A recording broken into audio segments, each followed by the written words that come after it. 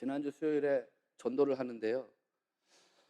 수요예배 마치고 이제 우리 권사님들하고 나가서 전도하는데 거기 이제 한 할머니하고 어린 손녀가 버스에서 내렸습니다.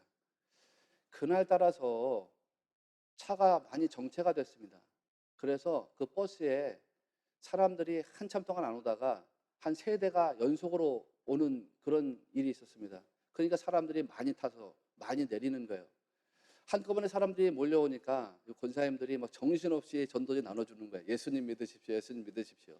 그래서 전도지를 나눠주는데 제가 마침 그 장면을 딱 보게 됐습니다. 보는데 어떤 할머니가 자기 손녀가 받은 전도지를 뺏어가지고 다시 우리 권사님에게 전해주는 겁니다. 그러면서 하는 말이 이런 거 막 함부로 받으면 안 돼 라고 하는 말을 했습니다. 제가 그 말을 딱 들었습니다. 그거를 봤습니다. 그때 내 안에서 화가 났어요. 그래서 그 할머니와 손녀가 지나가는데 내가 다시 전도지를 줬습니다. 그 할머니에게 준 것이 아니라 그 손녀에게 줬습니다. 이 전도지 너라도 받아라. 그 아이가 받으려고 합니다. 근데 할머니가 받지 마 이렇게 나갑니다. 그래서 제가 그 아이에게 다시 얘기했습니다. 아니야, 받아. 너라도 받아야 돼. 너 영혼을 구원하는 건 할머니가 아니라 너 자신이 구원하는 거야. 그러니까 이 전도지를 받아라. 너 할머니 저에게 절대로 받으면 안 된다. 이 전도지를 받아야 돼. 이 전도지를 받고 이 전도지를 읽어 너가. 내 영혼은 너가 구원하는 거야. 너 할머니가 구원하는 게 아니라. 그런데 삼거리에서 전도해 보신 분은 알겠지만 길이 좁습니다.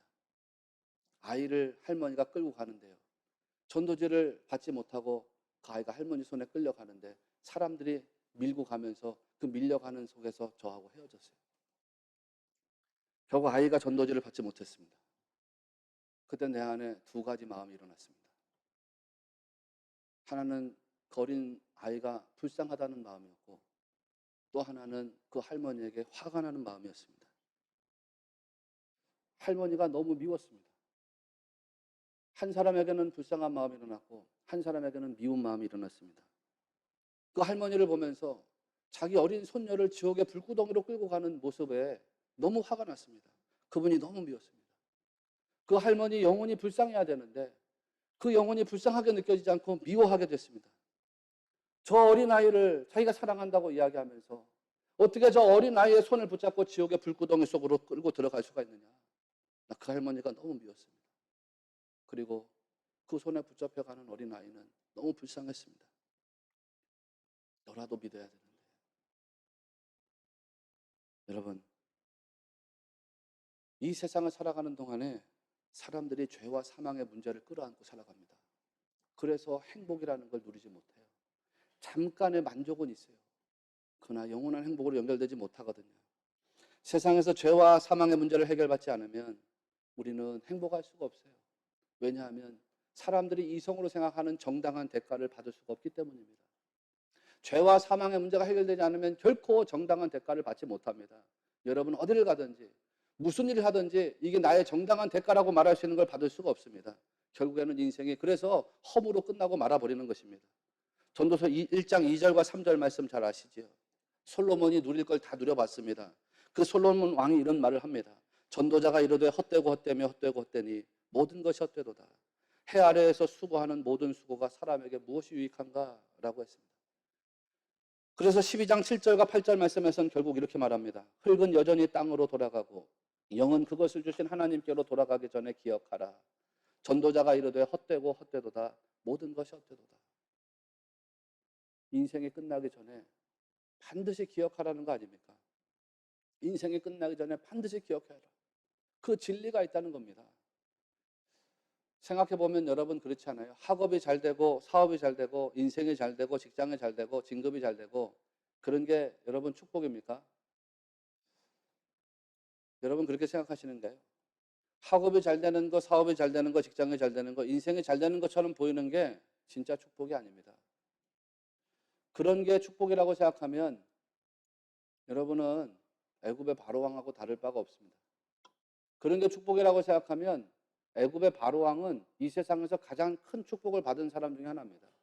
그런 게 축복이라고 생각하면 북이스라엘 최고의 전성기를 구가했던 여로보암 2세는 정말 말할 수 없는 축복받은 사람입니다. 가장 강력한 군사력과 물질, 경제력을 가지고 있었던 사람이 여로보암 2세, 남유다를 압도할 정도의 경제력과 군사력을 가지고 있었던 때가 북이스라엘의 여로보암 2세 때라고 하지 않았습니까? 그런데 그때 엄청나게 선지자들이 많이 쏟아져 나왔다고 그랬죠. 호세아도 아모스도 그 시절에 다 나왔던 선지자입니다. 그만큼 영적으로 타락했다는 뜻이지요. 여러분, 인생이 잘 풀려나가는 것처럼 보이는 거, 사업이 잘 되는 거, 학업이 잘 되는 거, 그런 것이 축복이라고 생각하면 신약에도요, 헤롯 대왕이라든지 총독이었던 빌라도라든지 이런 사람들 축복받은 사람들입니다. 여러분, 그런 게 축복이 아닙니다. 진짜 축복은 뭐예요? 영혼이 잘 되는 것이 진짜 축복인 것을 꼭 믿으시기를 축원합니다. 영혼이 잘 돼야 됩니다. 그 영혼이 잘 돼야지요, 나머지가 다 풀려나가는 것입니다. 그래서 요한 3서 1장 2절에서 뭐라 하는가요? 사랑하는 자여 내 영혼이 잘됨 같이 내가 범사에 잘되고 강건하기를 내가 간구하노라, 이렇게 말씀했지요. 영혼이 잘 되는 것이 우선이라는 거, 영혼이 잘 되는 거. 그리고 난 다음에 영혼이 잘 되는 것처럼 범사가 잘 돼야 한다, 그 이야기를 한 것입니다. 그러면 목사님, 그러면 영혼이 잘 되면 정당한 대가를 받는 겁니까? 여러분, 영혼이 잘 되기 전에는 정당한 대가를 도무지 받을 수 없습니다. 직장 생활하면서 내가 정당한 대가를 받느냐? 아닙니다. 사회생활하면서 정당한 대가를 받느냐? 아닙니다. 여러분이 무슨 일 하든지 정당한 대가를 받느냐? 아닙니다. 그러면 영혼이 잘 되면 정당한 대가를 받는 것입니까? 그것도 또 그렇지가 않습니다. 영혼이 잘 된다고 정당한 대가를 받는 게 아닙니다. 그럼 뭡니까?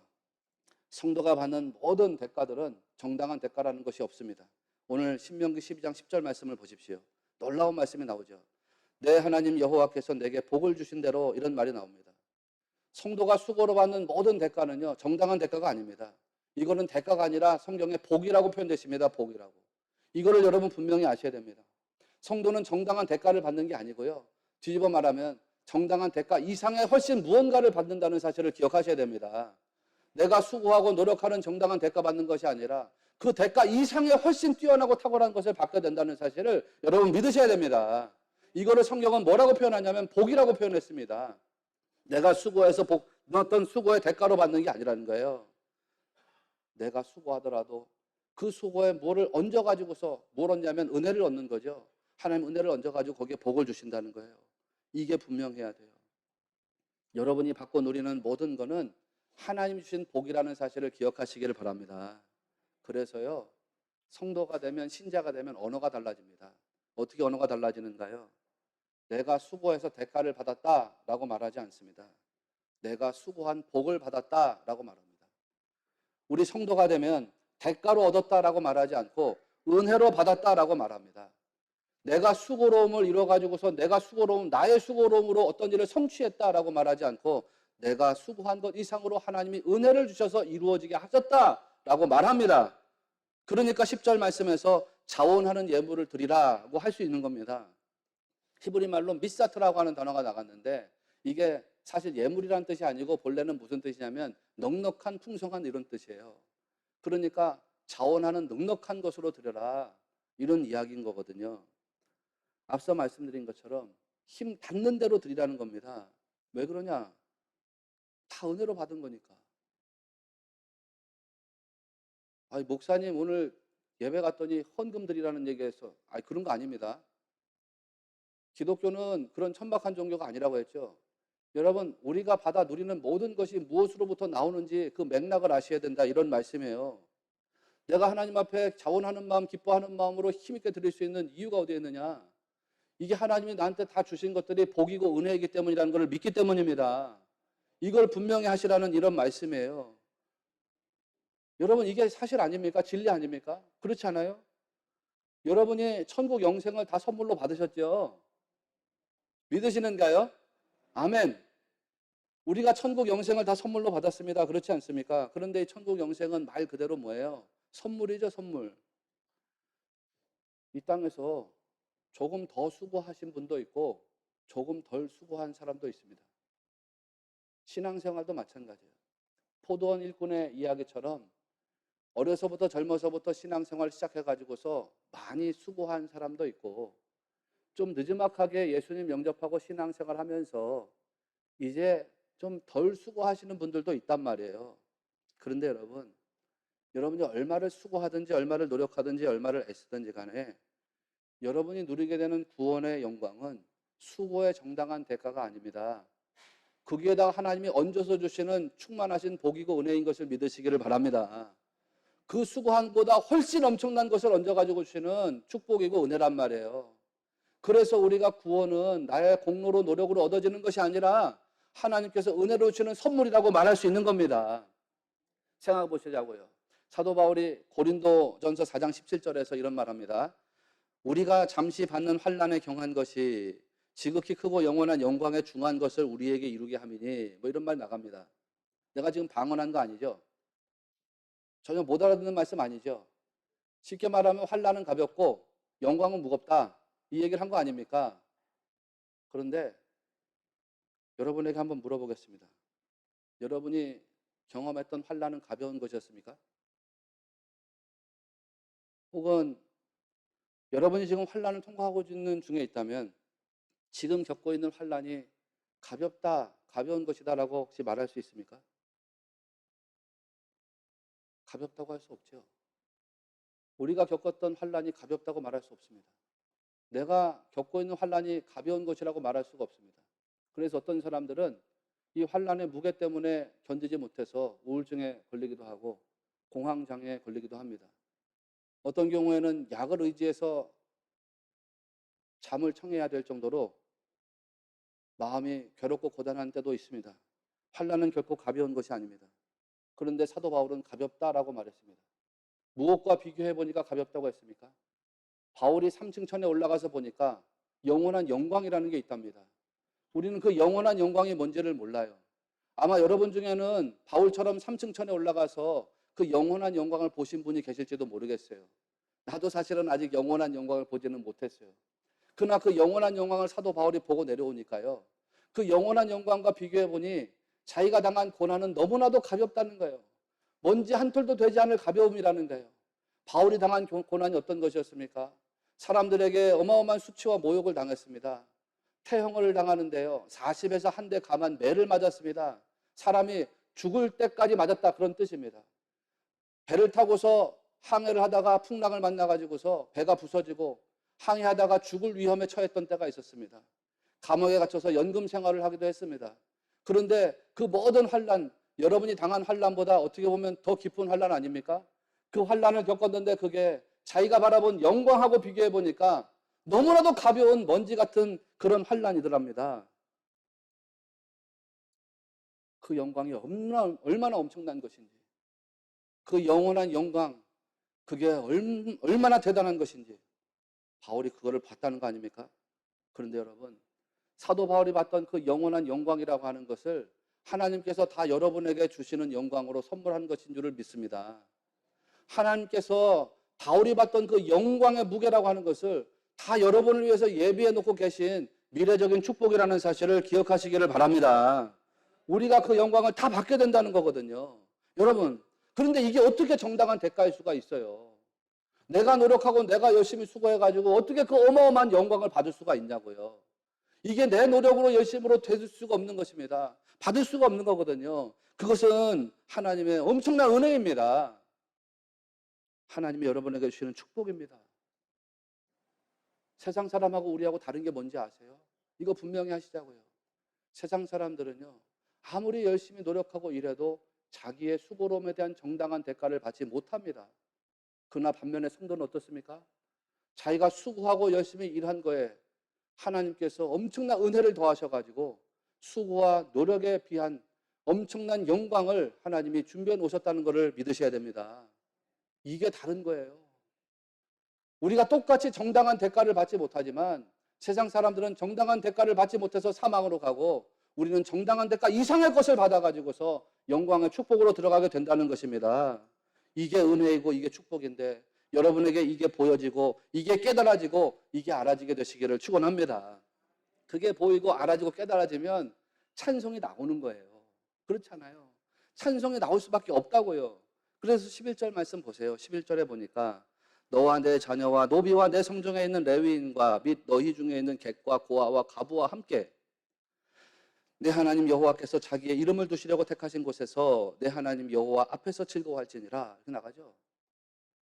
모든 사람들하고 함께 하나님 앞에서 즐거워하라. 원어적으로 보면 하나님을 향해서 즐거워하라 이런 뜻이에요. 하나님을 향해서 기뻐하라. 여러분 십자가를 향해서 기뻐하라. 십자가를 향해서 즐거워하라. 이게 무슨 뜻입니까? 보면서 찬송하라는 뜻이죠. 찬송하라는 뜻. 하나님 찬양하라는 것입니다. 모든 것이 복과 은혜 내게 주어진 것입니다. 그거를 믿으면서 하나님을 찬양하랍니다. 이게 감사절을 지내는 마음인 거예요. 여러분, 제가 지금까지 말씀드린 것이 감사절을 지키는 마음입니다. 그런데 우리가 이 마음을 한결같이 가지려면 어떻게 해야 될까요? 한결같이 가지려면 성령님에게 붙잡혀야 될 줄로 믿으시기 바랍니다. 인간의 생각은 연약해요. 연약하다는 건 무슨 뜻이냐면 인간은 항상 자기 중심적으로 흘러간다는 뜻이에요. 생각이 자기 중심적으로 흘러가요. 생각이 자기 중심적이기 때문에 내 중심에서 벗어난 거에 대해서 불평하고 원망한단 말이에요. 이게 떨어져 나가야 됩니다. 자기를 중심으로 놓지 말고 하나님을 중심으로 놔야 됩니다. 내가 무엇을 했다라고 하는 생각을 자꾸 가지게 되면 사람은 실족하게 됩니다. 하나님 내가 뭘 했잖아요. 내가 예배 드렸잖아요. 내가 기도했잖아요. 내가 봉사했잖아요. 내가 열심히 뭐 했잖아요. 이렇게 나가게 되면 실족합니다. 내가 뭐 했다라는 생각을 앞세우지 말고 내가 하나님께 받았습니다라는 생각을 앞세우는 성도가 되시기를 바랍니다. 내가 은혜 받았습니다. 내가 복을 받았습니다. 내가 사랑을 받았습니다. 성도의 생각은 항상 이렇게 뒤집어져야 됩니다. 그게 지혜로운 삶이고 그게 우리 인생을 더 풍성한 삶으로 이끌어 나가는 진리인 것을 믿어야 됩니다. 그런데 그 생각이 계속되려면 결국은 성령에게 붙잡히는 것밖에는 방법이 없단 말이에요. 왜? 나의 자아로서는 내가 가지고 있는 율법적 자아로서는 넘어질 수 있고 실패할 수 있기 때문이거든요. 내 자아는 항상 나를 부추긴다고요. 너 중심이 되라. 너 중심이 되라. 교회 가서도 항상 너 중심이 되라. 너 중심이 되라. 그래서 나한테 만족이 안 되면 이게 은혜가 아닌 거예요. 내게 기쁨이 안 되면 이게 은혜가 아닌 거예요. 그러니까 여러분 이 자아를 벗어야 돼요.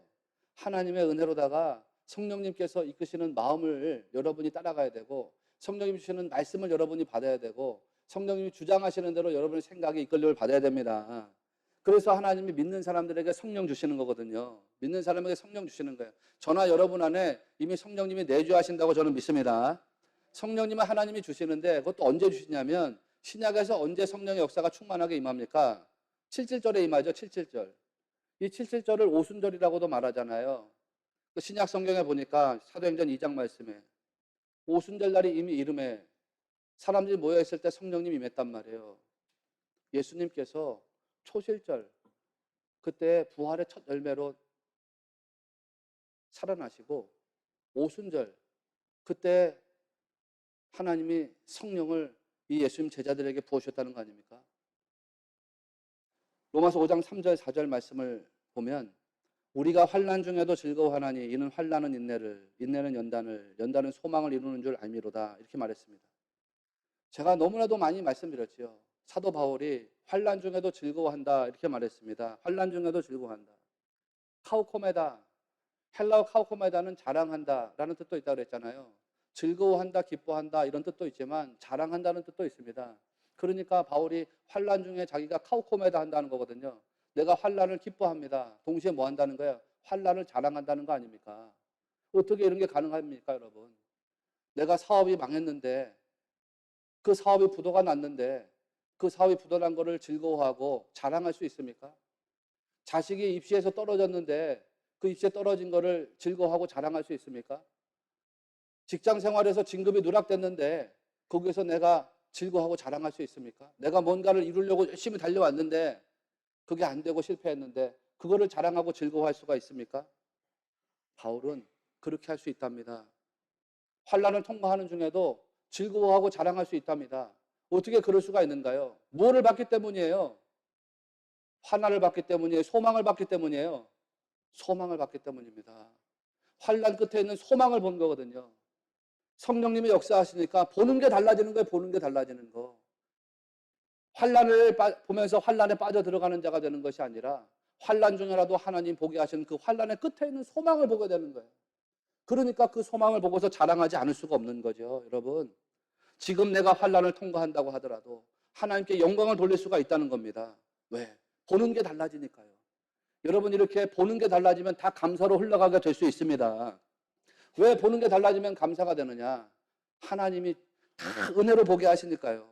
하나님 주시는 모든 것이 다 은혜라고 믿어지게 되니까, 그러니까 감사가 흘러갈 수 있는 거거든요. 난 여러분 이렇게 되시기를 축원합니다. 사도 바울이 그 경지에 도달한 사람이거든요. 그 경지에 도달했다고요. 그래서 하나님 주시는 모든 것이 다 은혜라고 믿은 거예요. 하나님 주시는 모든 것이 다 은혜라고 본 거예요. 믿었어요. 봤어요. 깨달았어요. 그러니까 다 감사인 거예요. 그래서 디모데에게 편지하면서 말하지 않습니까? 하나님께서 지으신 모든 것이 선함에 감사함으로 받으면 버릴 것이 없나니 라고 했습니다. 하나님이 지으신 모든 것이 선하다. 이걸 이렇게 생각해 보시자고요.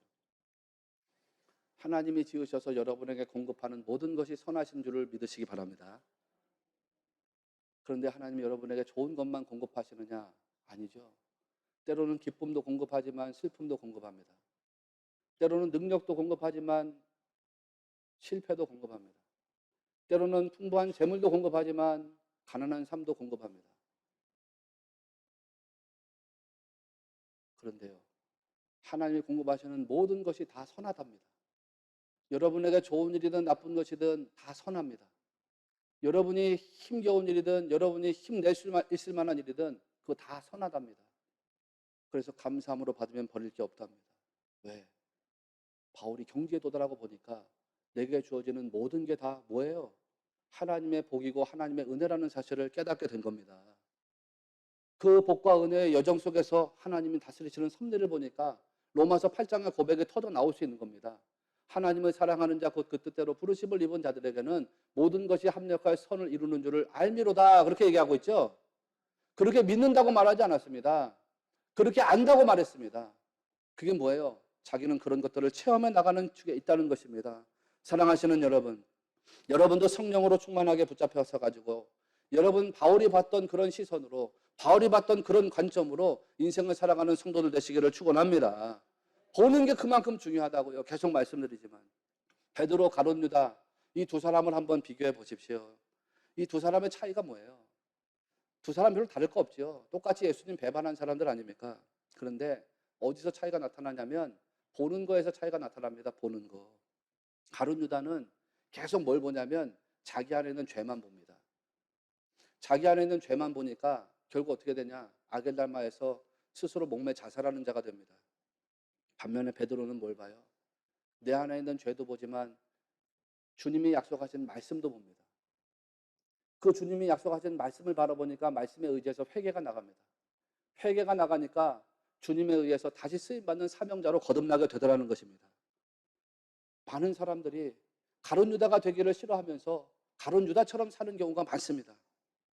나는 가룟 유다가 되지 않을 거야. 가룟 유다처럼 되지 않을 거야. 라고 말은 하는데 가룟 유다처럼 살아가는 사람이 너무 많습니다. 자꾸 내 안에 있는 부정적인 것만 봅니다. 내 삶에 있는 환경에 어려운 것만 봅니다. 나를 힘들게 하는 문제가 뭐냐? 나를 괴롭게 하는 고난이 뭐냐? 현실 삶의 무게가 뭐냐? 이런 것들을 자꾸 살펴봅니다. 그러면서 낙심으로 빠져들어가고 절망으로 빠져들어가고 부정적인 감정으로 빠져들어가서 부정적인 언어를 토해냅니다. 그런데 여러분, 성도가 바라봐야 되는 것은 그런 게 아닙니다. 성도는 오직 성령님에게 붙잡혀 가지고서 오로지 예수 그리스도만을 바라보는 신자된 삶을 살아야 될 줄을 믿으시기를 바랍니다. 그 주님이 역사하시면, 내가 바라보는 그 주님이 주인 되시면, 내가 바라보는 그 주님이 내 삶에서 진짜 능동적으로 역사하시면 모든 것을 합력해서 선을 이루게 하시는 분인 것을 믿으시기를 축원합니다. 그게 소망이에요. 우리가 그 소망을 보는 거예요. 그 소망. 그 소망을 보고서 가는데 그 소망을 끝까지 붙잡게 하는 것이 성령님의 역사란 말이에요. 그래서 성도가 성령에게 붙잡혀야 되는 거예요. 오늘 말씀 제목처럼 성도는 이것저것 따져 물을 필요 없습니다. 무조건 그냥 성령님에게 붙잡혀야 됩니다. 거기 인생에 답이 있습니다. 성령님에게 붙잡히면 여러분 시선이 달라지게 됩니다. 관점이 바뀌어지게 됩니다. 풀리지 않던 문제가 성령의 지혜로 풀려져 나가게 됩니다. 어렵고 힘든 고난도 성령께 붙잡히면 하나님의 섭리라는 것을 깨닫게 됩니다. 시련과 환난도 성령님이 능력으로 넘어가게 하십니다. 모든 게 은혜고 모든 게 축복이라는 사실을 우리로 하여금 알게 하십니다. 무엇보다 인생이 다 감사인 것으로 해석하게 만들어줍니다. 그래서 거기에 더 풍성한 감사가 임하게 역사하시는 성령님을 우리로 하여금 경험하게 하신다, 이런 말씀이에요.